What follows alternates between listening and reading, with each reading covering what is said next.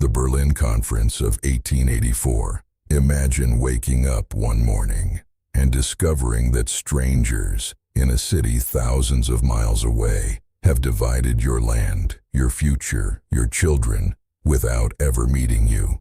No African king was invited, no African voice was heard. Yet in 1884, inside a luxurious room in Europe, Africa was sliced apart like cake. This wasn't war. This wasn't negotiation. This was paperwork. This was the day the continent's fate was rewritten.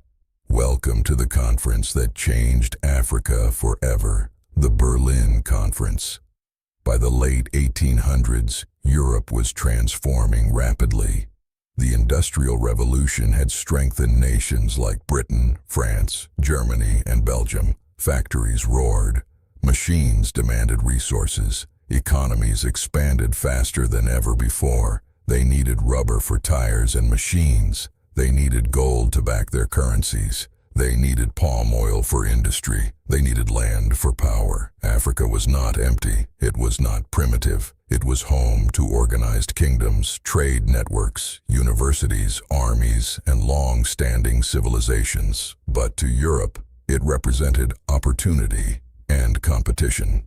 European powers were racing to claim African territory. Tensions were rising. If they continued unchecked, they might go to war with each other. So instead of fighting on African soil, they chose a different approach. They would sit down and divide it. The meeting was organized by Otto von Bismarck, the powerful Chancellor of Germany. Officially, the conference was presented as a humanitarian effort to promote free trade and end the slave trade. It sounded diplomatic, civilized, orderly, but beneath the language of cooperation was ambition. One man in particular had a bold vision: King Leopold II of Belgium. He didn't want a small colony. He didn't want shared influence. He wanted control, personal control, over an enormous region in Central Africa, an empire not for Belgium, but for himself. On November 15, 1884, representatives from 14 countries gathered in Berlin. Not a single African leader was present, not from the powerful Asante Kingdom, not from Ethiopia, not from the Sokoto Caliphate, not from the Zulu Kingdom. The fate of an entire continent was discussed without its people. Inside that elegant room, men in formal suits and decorated uniforms stood over a large map of Africa. They brought rulers, they brought ink, and they drew straight lines across mountains, across rivers, across deserts, across ethnic groups who had lived on that land for centuries. Communities that had traded together were separated. Rival groups were forced into single territories. Ancient borders were erased in a matter of minutes. Africa became geometry. The conference established rules for claiming territory. European nations agreed that in order to control a region, they had to show effective occupation, meaning they needed to physically establish authority there. And once the meeting ended, the race began. What followed became known as the scramble for Africa. Britain expanded from Egypt to South Africa. France moved aggressively across West and Central Africa. Germany claimed territories in East and Southwest Africa.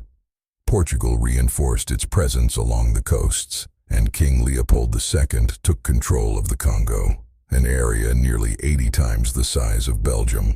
But this was not Belgium's colony. It was his private property. In the Congo Free State, forced labor systems were imposed to extract rubber and ivory. Villages were controlled. Quotas were enforced. Entire communities were trapped in a system designed for maximum profit. All of it justified by agreements signed in Berlin. By 1900, nearly 90% of Africa was under European control. In less than 2 decades, a continent had been politically transformed. The borders drawn in 1884 and 1885 still exist today. Lines that split ethnic groups across countries. Lines that forced historically different communities into shared national identities. Lines that ignored culture, language, religion, and history. Many of Africa's later political tensions and conflicts can trace their roots back to those ink strokes in Berlin. The conference officially ended in February 1885. There were no African signatures on the documents, but there were consequences for generations. The Berlin Conference was not fought with guns. It was fought with ink. It did not look violent. It looked formal, civilized, diplomatic. But sometimes the quietest decisions echo the loudest in history. Africa was not discovered. It was not empty. It was not waiting. It was divided. And the lines drawn in that room continue to shape politics, economies, and identities to this very day.